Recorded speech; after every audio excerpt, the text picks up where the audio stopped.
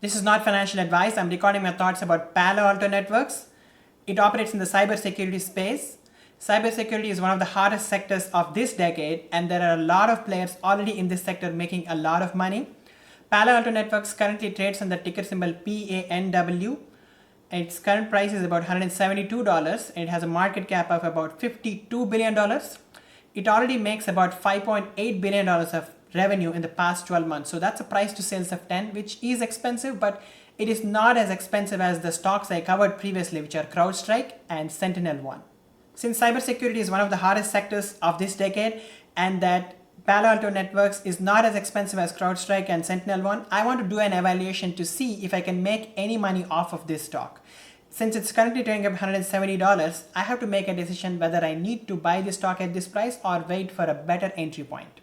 And to make such a decision, I need to do an evaluation of Palo Alto Networks in 2027, that is 5 years out. We do know that in 2021, they made about $5.5 billion of revenue. And I need to come up with an estimated growth rate on an average for the next 5 years to get the revenue that they can make in 2027. For that, I need to also look at their past performance, because I cannot randomly assign 50% or 20% or 80%, right? When I look into their past growth rates in the past 4 to 5 years, I see that they're in the range of 25% or more. And in 2020, they only grew about 17%. Otherwise, they're in the late 20s. And if I look into the past few quarters, they're growing at the same rate, about 25 and below 30. So this company is already big. They are already making $5.5 billion of revenue, right? And as they grow bigger and bigger in the coming years, it's harder for them to grow. So since they are growing at 25% or more at this point, I can only assume a 20% growth rate on an average in the next 5 years. So that'll result in a revenue of about $13.69 billion in 2027. Now that we have the revenue, we also need to determine the net profit margin. This company makes about 75% gross margin, and we do know that companies that have about 75% gross margin tend to get about 25% net profit margin. And this is with reference to multiple other companies which operate in the SaaS sector, right?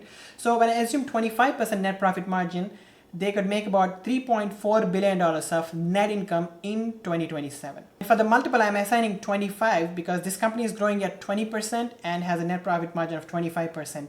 So I'm comfortable assigning 25 multiple, with which the market cap would be about $85 billion in 2027. With reference to the number of outstanding shares, they have about 288 million in January of 2021. And now they have about 296 million. But when I look into the fully diluted number, it's about 338 million. So there is dilution. We do know that they give stock-based compensation. But for this evaluation, I'm only going to assume 338 million. I'm not assuming any more stock dilution from this point, which is very optimistic. But I want to show how the evaluation would be when I look at optimistic measures, right? So with that, 338 million outstanding shares, the stock price in 2027 should be about $253. But wait, current stock price is about $172, right? So that's about $80 gain or 47% gain in 5 years. This is a really, really lousy gain. I could get this kind of gain with SPY or VOO, right?